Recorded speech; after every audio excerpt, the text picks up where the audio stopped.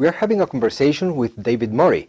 He is reference librarian for Latin American Studies at Temple University in Philadelphia.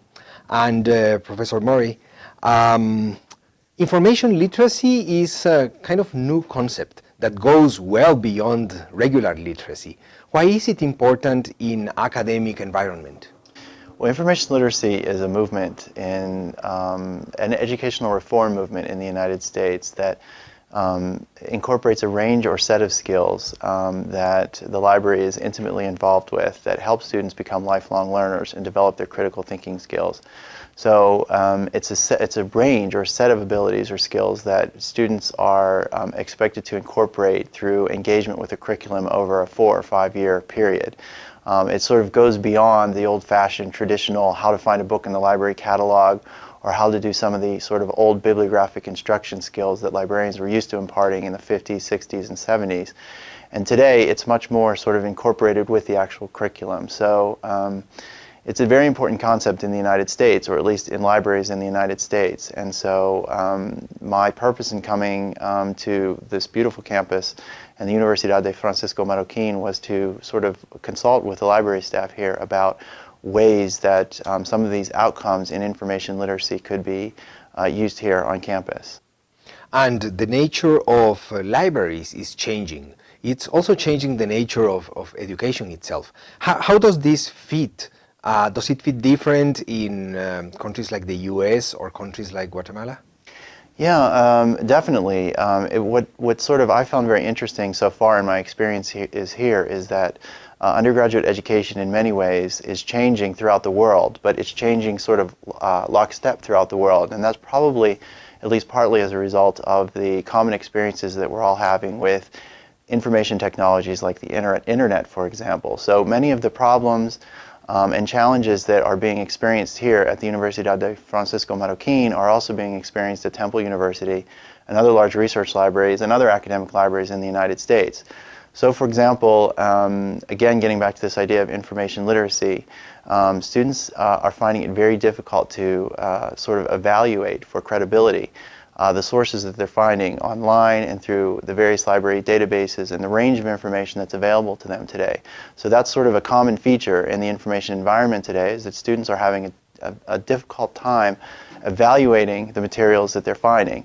And evaluation is one part of information literacy. Information literacy is actually the student or sort of learner's ability to identify when a problem or a research problem is present, then being able to actually locate that information, to properly search for it in the right places, and then evaluate the information that they find and use that information to create a product, and solve a problem, create a research paper, and then present it in appropriate format. So those sort of range of outcomes are what information literacy is all about, and that's sort of common to all undergraduate education, whether that be here in Guatemala or in the United States.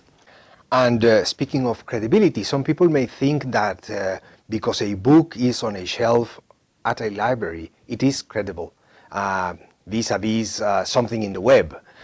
So if a student comes for a piece of advice to you and asks, how can I differentiate? How can I, is it a book more trustful than some piece in the internet? What would be that piece of advice? Well, there are a number of questions that I would ask the student to ask about that piece of those two pieces of information to determine whether something is sort of more or less credible to use for example, a source as a college-level research paper.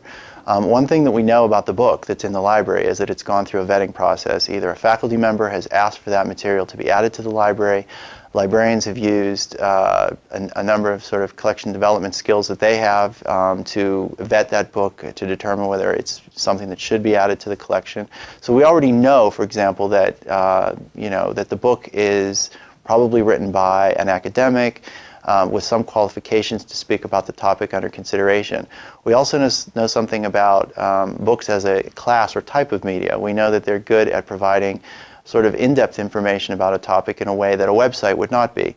So if before the student were to use the website, I would, as a source as opposed to the book, I would ask them to think about who created the information, what is their sort of bias or perspective on the information, what are their credentials, for writing about that topic, and those are all things that the student would have to, as a consumer of information, investigate on their own, whereas they would at least sort of could begin with the book in knowing that the material had been vetted either by the librarian or the professor who had asked that book to be added to the collection in the first place. So you can see that with these different classes of information, the sense of their credibility or reliability really differs. So it's not that you cannot find good information on the free web, because you certainly can, but it's incumbent upon the researcher to ask those questions to determine whether it really is something that's appropriate to use for a college-level research paper. So that sense of evaluation is very, very important. And finally, I'm moving towards another issue, but it's related. Does the concept of information literacy has a component on plagiarism, for example? It does, and that gets into the ethical use of information and the ability to take a piece of information and use it appropriately and ethically to create a product.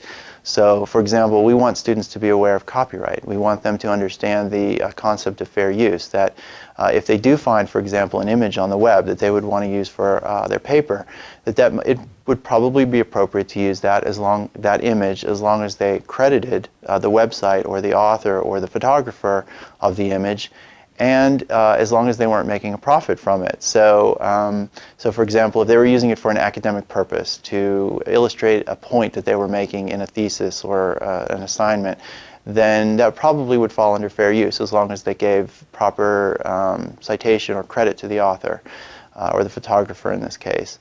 So the ethical use of information is a very important part of information literacy. I'm very tempted to do another last question, and it is, do you foresee any major changes in, let's say, the next 3-5 years? Well, it's very hard to be a prognosticator and make predictions, especially in the world of information and information management, because we've seen so many changes in terms of what librarians do and the kinds of services that libraries offer. However, I can sort of extrapolate into the future based on my experiences from the past in terms of direction, and I think that one thing we're definitely seeing is that the instructional role of the librarian is increasing. That role as mediator of information, as the person that can sort of help the researcher, the person that needs to find information for a particular purpose, help them navigate this vast array of information that we now have available to us online and through the library's websites, as well, of course, as still the print material. That role is just increasing and expanding. And so some of the sort of traditional roles that librarians filled for years, like ready reference duties, certain kinds of bibliographic control and collection development responsibilities, cataloging, those kinds of things, some of the really traditional things, we're seeing those sort of take a less prominent or more of a back seat to in the role of the librarian as instructor and as mediator of information. And so I think that librarians will continue to be more and more teachers and sort of less and less that person behind the desk that's just there to sort of answer your quick question about the capital of Guatemala, for example. Well, thank you very much for sharing these ideas with us, and thank you